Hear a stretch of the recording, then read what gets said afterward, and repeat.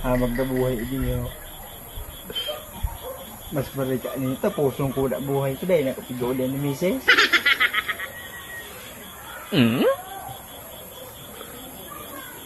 Huh? Oh no! Ipaday! Marika niyo pa dyan.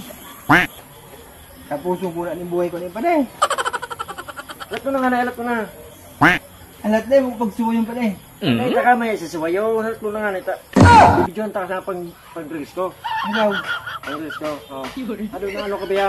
kapusong kuda ni Paday, dahil kapigolan ni Mrs. Tamang-tama pati ko. Mauli na tos. Maday. Ako na sa bahala kay Maday mo. Sige na, dagos na. Ano? Mauli na nga nito. Sige na, dagos na. Tako na, bahala ko. Hindi mo po daw. Paday. Oh. Saka pati iling ha, pati role, baba mo pati kag anuhan mo.